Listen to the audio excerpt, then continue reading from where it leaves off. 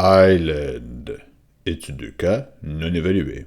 Alexis est un riche entrepreneur du secteur de l'informatique qui décide un jour de liquider ses entreprises pour investir dans un projet unique et novateur dont il est l'idéateur, Ecotech Island. Extrait du plan d'affaires préparé par Alexis. Ecotech Island sera le premier parc industriel complètement voué à l'économie circulaire zéro déchet du Canada. Son emplacement est stratégique au cœur d'un quartier central de Montréal, sur des terrains à vocation industrielle abandonnés depuis plusieurs décennies. Le projet profitera aux habitants du quartier en créant plusieurs centaines d'emplois et fera rayonner Montréal à l'international. Du jamais vu depuis Expo 67. Alexis est déjà propriétaire du terrain. Ce dernier est zoné industriel. Son projet cadre donc parfaitement avec la réglementation en vigueur. De plus, il sera éligible à une subvention municipale pour la valorisation des matières résiduelles puisqu'il entend ouvrir un centre de récupération du verre. Son projet est de transformer le verre recyclé en un béton spécial. Il souhaite aussi ouvrir une centrale de compostage pour récupérer les biogaz qui serviront à faire marcher l'usine de béton. Il veut aussi construire un système de distribution d'eau chaude pour distribuer sa chaleur résiduelle aux résidences entourant le terrain.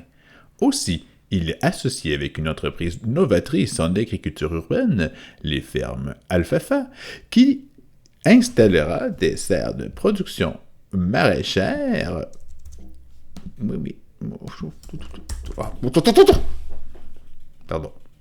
Maraîchère sur les toits du complexe industriel. Finalement, il veut implanter un incubateur d'entreprises en démarrage dans le domaine de l'intelligence artificielle à vocation écologique. Coupelaille! Il est aussi ouvert à d'autres idées qui cadreraient avec sa vision. Alexis mandate la firme de génie conseil ingénieur responsable pour les études d'avant-projet et estimation. Mélanie, la présidente fondatrice de Ingénieurs responsables, prend personnellement en main le mandat. Elle étudie tous les impacts possibles sur les environs et découvre qu'il y a un problème d'acceptabilité sociale.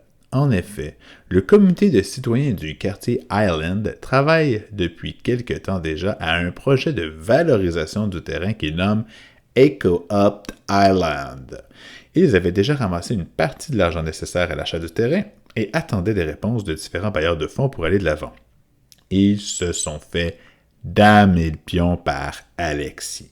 Leur projet est celui d'une coopérative de producteurs et de travailleurs fortement basée sur l'alimentation dans une optique fortement démocratique et écologique. Ils veulent implanter des jardins communautaires, une cuisine populaire, un service de traiteur communautaire, une microbrasserie citoyenne, des ateliers coopératifs de réparation de vélos, d'ébénisterie, de travail du métal ainsi qu'un Fab Lab coopératif. Ils sont près de 300 membres dans la coopérative et ont l'appui de la table de concertation communautaire de l'arrondissement. Mélanie suggère à Alexis d'examiner en détail le projet citoyen. Alexis examine le projet et en vient à la conclusion que son idée est plus cohérente avec une vision d'efficacité durable, car il n'y aura pas de procédure décisionnelle chronophage. Il y aura aussi plus d'emplois stables puisque ces derniers ne reposeront pas sur des très petites entreprises coopérantes, mais sur des moyennes entreprises hiérarchiques. Il envoie ses conclusions à Mélanie et cette dernière rencontre des citoyens pour leur faire part des intentions de son client. Ces derniers sont déçus, car pour eux, les emplois promis ne sont pas d'aussi bonne qualité que les opportunités de leur projet. Il propose à Mélanie d'organiser un forum d'échange avec tous les intervenants afin de construire un nouveau projet conjoint. Elle accepte et convainc Alexis d'y participer. Le forum fonctionne sous forme d'ateliers à 5 ou 6 personnes par table. À chaque table, il y a un représentant du projet Ecotech Island, La plupart d'ingénieurs responsables, sauf pour une table, celle où est Alexis. Et les autres participants sont des membres du projet EcoOpt Island. À la table d'Alexis, tout se passe assez bien pour lui. Il réussit à se montrer convaincant, parle avec confiance, anime les discussions avec humour et enthousiasme. Un vrai leader. Il a préparé ses dossiers et promet de multiples emplois impliquant de la créativité et des salaires compétitifs. Les gens à sa table se rangent à ses arguments et appuient son projet en lui faisant accepter quelques modifications sommaires, comme l'intégration des quelques parcelles de jardinage communautaire et un atelier de mécanique pour les vélos. Aux autres tables, c'est différent. Quelques-unes ont renversé le projet d'Alexis du tout au tout en convainquant l'ingénieur que leur idée offrait les meilleurs débouchés pour les citoyens. D'autres ont fait un réel effort d'intégration des différentes idées des deux camps et un nouveau projet mixte. Lors de la plénière clôturant le forum, toutes les tables présentent le fruit de leur travail. Une longue discussion s'ensuit. On construit un nouveau projet intégrant plusieurs idées des deux camps, mais avec un certain penchant pour les idées d'EcoOpt Island. Alexis fait un discours de clôture en remerciant tout le monde. Le lendemain, Alexis convoque l'équipe d'ingénieurs responsables pour parler du forum. Il leur annonce qu'il ira de l'avant avec son propre projet, incluant les modifications discutées à sa table, jardin et atelier de vélo. Mélanie s'oppose vivement à Alexis lors de la rencontre. Alexis lui répond que si le mandat ne lui convient plus, de l'avertir maintenant pour qu'il se cherche une nouvelle firme. Mélanie lui demande 1 heure de réflexion avec ses employés pour en discuter. Alexis accepte. Question numéro 1. Alexis pratique-t-il simplement une éthique de conviction?